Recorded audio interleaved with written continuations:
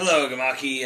This is something new we're trying this year. As you know, Comic-Con has recently come and gone. It's almost been a week since it, but it doesn't feel like that. I mean, everything is just kind of like a blur at this point, since you're up so late and you're covering so much stuff for so many days. But decided to try something new rather than like write to you like a million different like little blog entries and news stories. I'm going to try to like relate a bit of my experience at Comic-Con rather than just write out like a whole long column every single incident that happened.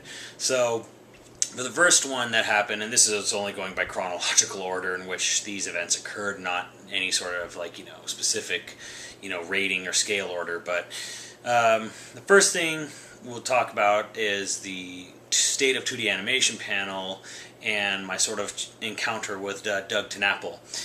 For those who don't know, Doug Tenapel is the creator of Earthworm Jim and Cat Scratch and a whole bunch of other comics and stuff. He also created the sort of old classic indie game, The Neverhood, kind of back when DreamWorks was first getting started. Anyways, what's interesting about this panel is that you'll see, if you go to Comic-Con, there are two types of panels. There's amazing panels, and then there's what I call sale panels. Like, it's kind of getting around a little bit more, like people are starting to get a little more aware of it. Well, basically what it is that a panel will be, call itself one thing and advertise itself as one thing, but all it really is just a big pitch panel for some product.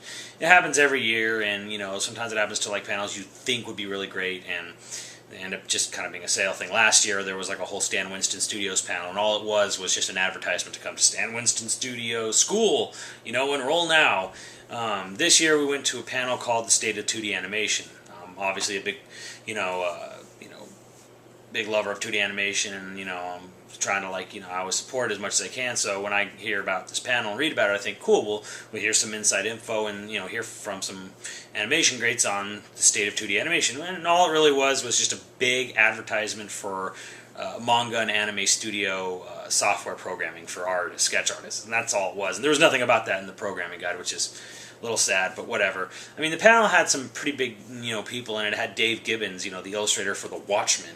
And everyone on the panel was saying how great and wonderful using manga studios was. So it's like, while it was an advertisement panel, it was kind of neat to actually see someone big like Dave Gibbons highly recommending this.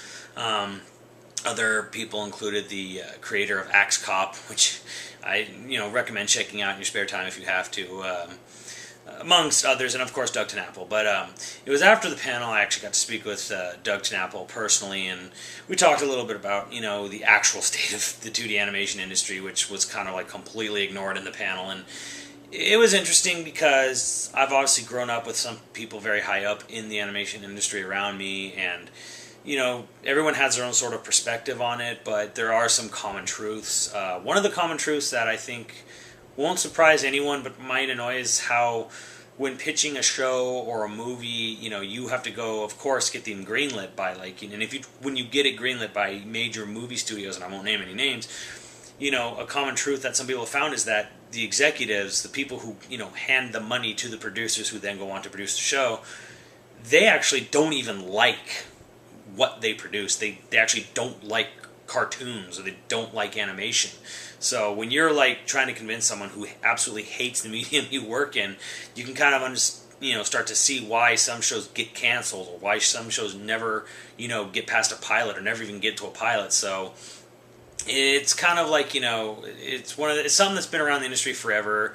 I mean, it's a little tougher now because everyone, executives, sometimes, not all of them, but a lot of times executives will really have no clue about market trends or what people really want. They kind of just go by sales data info and not by any other circumstantial evidence for one's film success or failure.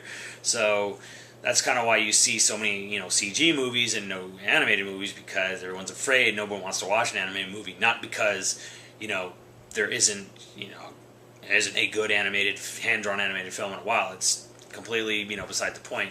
So yeah, that's kind of like a sad reality. And another kind of neat thing about Doug is that he's a man of very strong faith, which I can respect a lot, and he sticks up for it, and I think that's really cool and admirable. Nothing wrong with that at all. I mean, if you got a problem with that, then really go live in another country.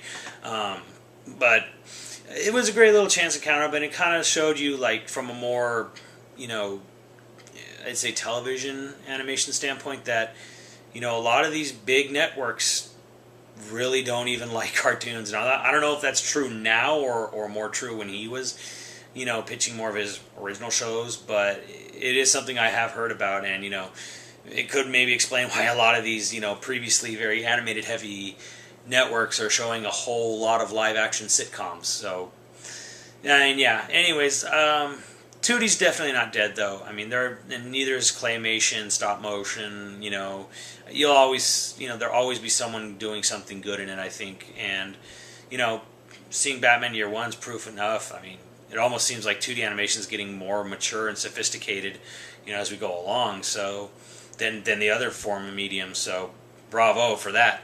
But that's all I gotta say on 2D animation, and see you for the next video.